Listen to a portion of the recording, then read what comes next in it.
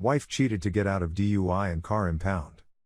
On October 30th, a friend of mine who was aware that I lived in this region gave me a message about a news that a cop had been discovered sleeping with the wife of another guy. This man was the husband of the officer. I was a man who had already reached the age of 39 at the time. Because she, a lady of 36 years of age, often changed the passwords to her phone and computer, spent a lot of time locked in the bathroom, and erased her browser history every time she logged off of the computer, I really ought to have known better. I had my doubts about her from the beginning. Nevertheless, since we have been married for the last 15 years, I only count 12 years since the affair started. Although there wasn't much evidence to support my hypothesis, I reasoned that I had nothing to lose by giving it a go. As a direct consequence of this, I went up to her, and she readily acknowledged her wrongdoing. She began by telling me that he had just hauled her out of the car and sexually abused her after she resisted his advances. She said that all she could remember was nothing but complete obscurity and excruciating pain.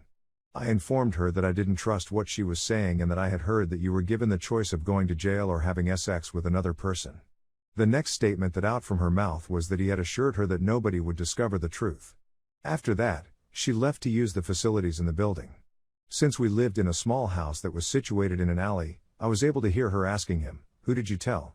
while she was using the restroom even though I was sat at my computer working.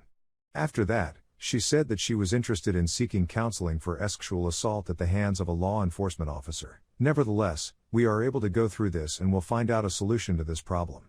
Even after giving it some more thought, I was unable to come to terms with the fact that she was telling the truth. Which finally resulted in her expressing that it just happened once and that it's not like she's having a full-blown affair with him. She explained this by saying that it was simply a one-time occurrence. To reiterate, she is now using the facility, and you can find me right outside the door. I was able to overhear her conversation, and I was able to make out the words she spoke as clearly as if they had been written on a piece of paper. It was amazing while it lasted. My foot was the one that opened the door. She flings her phone on the ground beside her and exclaims, "I was just checking on Instagram." Over the course of 3 years, she carried on an affair with the guy in question. I was through with my task, and I told her that I would be leaving shortly. The battle did not get underway until beyond that moment. She started flinging enormous bottles of pills in my way as she was trying to stop me from packing while I was under her influence. 2 of the 3 bottles came crashing down on top of my head, hitting me right in the middle of the forehead. I was bleeding and angry, and I ended up punching her, which is something that I still regret to this day, but, given what I had just seen, I'm glad that was all I did to her. I'm glad that was all I did to her because I'm glad that was all I did to her. After that, she begins to scream and claw at me while telling me that this is something that happened to her. I make an effort to keep her from moving, but she manages to fling herself over the back of her chair, let out a horrifying scream, and simultaneously try to kick me and grab me at the same time despite my efforts.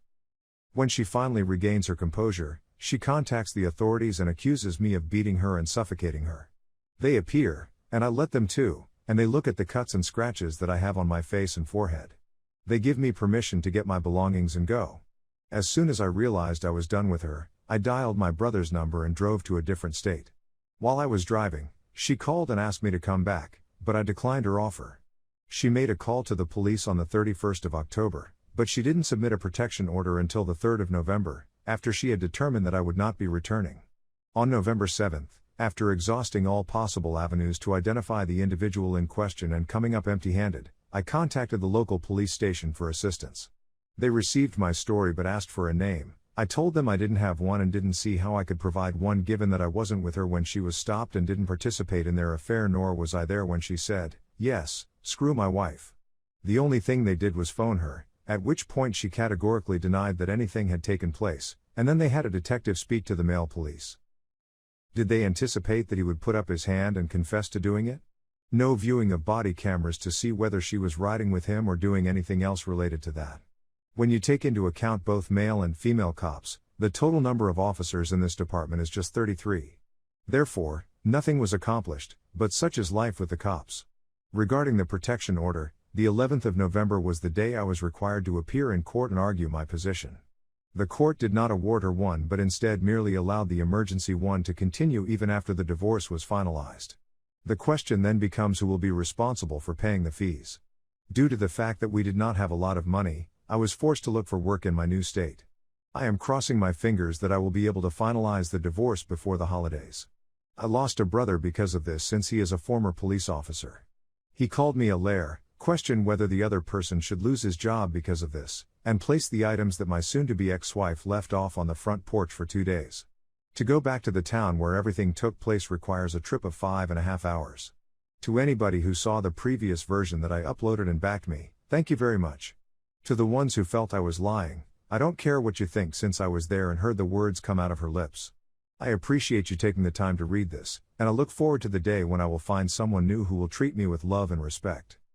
Update: I must be coming near to anything since on the 16th she went and reported that I breached the protection order. This indicates that I'm getting closer to something. They didn't provide any reason why they issued a warrant for my arrest, however. Before I can learn any information, I have to report to a judge in the lower court. Regarding getting closer to her, I called her former supervisor in an effort to learn why she was fired, and I also inquired as to whether or not anybody from the local police department had paid her a visit. The next morning, she reported herself to the local police station. I have no choice but to go there and submit the divorce papers, so I may as well do it now. On the other hand, I find it hard to imagine that they can simply arrest you without any violation of the law just on her word alone.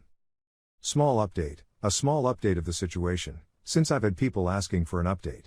Recently, I discovered that my STBXW was secretly having her paycheck directly put into another account, maybe that of his wife or lover, and used the funds in the account to make payments, including rent payments, to the landlord. Because I'm not permitted to communicate with anybody associated with the subject of the protection order, I haven't made any effort to get in touch with any of them. This is owing to the fact that the protective order essentially prevents me from trying to learn any of this information. This sounds like a very simple way to shield him from my finding a name to provide to the chief and the major so that they may examine it. The ironic part is that she can't spend any of the money since she doesn't have access to it. She mentioned in the warrant that she is attempting to seek a divorce from me, but it has been 2 months and she has not made any effort to file for a divorce yet. I completed the necessary papers for a divorce with no allegations of wrongdoing and without a court battle. On the other hand, we will not be submitting that. I intend to file for a divorce that will be a contentious battle between us. Therefore, I should have a name very soon. Regarding the arrest warrant, I will have to go in front of a court in order to post bond. I am going to explain everything to him or her and tell them that I have been looking into our finances and attempting to discover a name for the major and the chief so that they can continue their inquiry.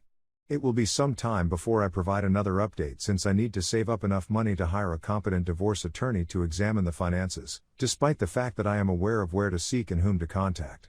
Please be patient with me, I won't forget to send an update whenever I have more information to share.